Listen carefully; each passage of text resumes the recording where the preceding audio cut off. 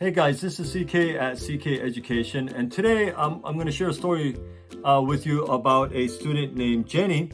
And when she started with me, she was a very just an average student. I mean, nothing really stood out. She's very quiet, and she worked hard. She just never complained. Always did what she had to do, and and we worked at it, and her score went up, and she got a pretty good increase in everything. But the thing that stands out is she never expected to be.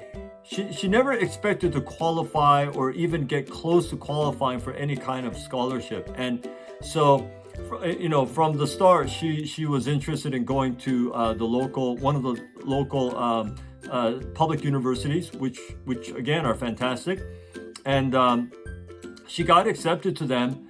But based on her GPA, which was pretty good, and her score, I thought she should apply for one of the scholarships that one of the schools had. And in one of the schools here, if you apply to the honors college, which a lot of universities have, that's a little bit of a higher criteria.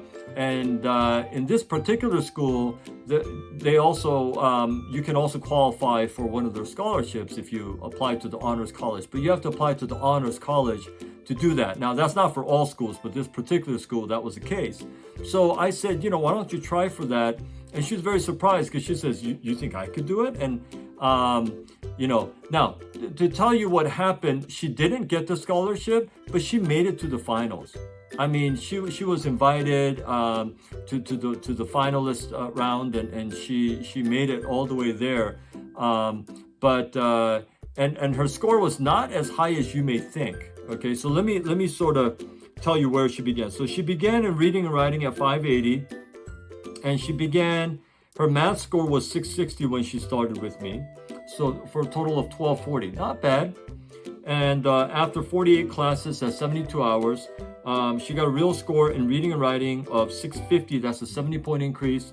And in her math, she got a 770, which was a 110-point increase, which she did very well. So she ended up getting a 1420, which, again, not bad, very good. 1420, that's a 180-point increase.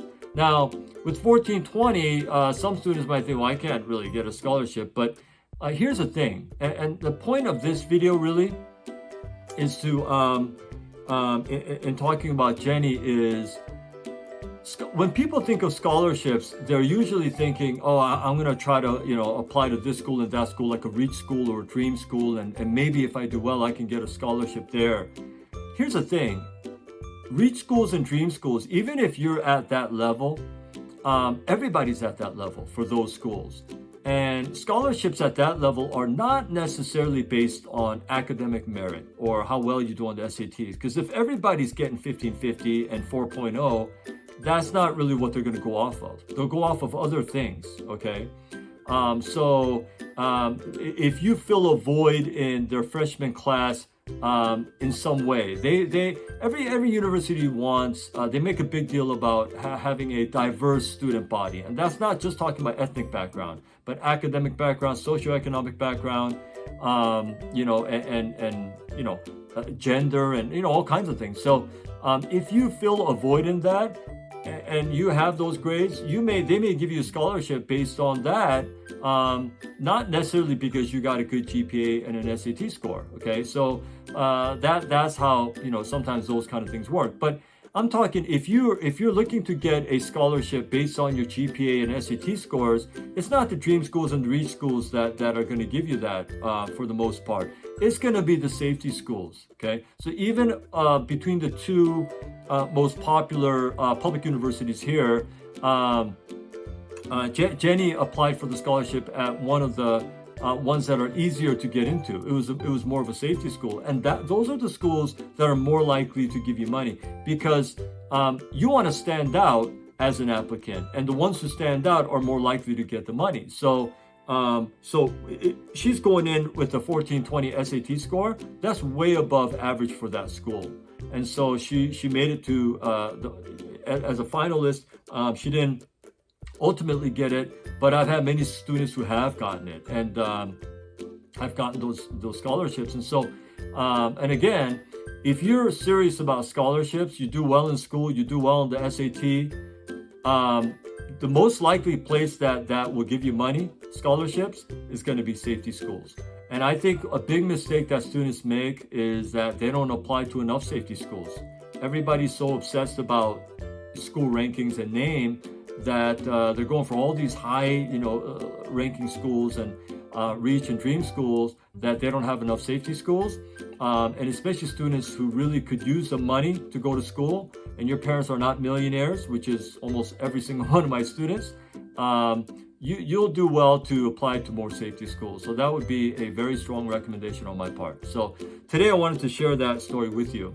As always, if you're interested in becoming one of my students, the best thing is to fill out the SAT Prep application form on my website, ckeducation.org. And in the SAT Prep application form, there is a comment section on the bottom, and you'll want to write in there why you think you would be a great fit as one of my students.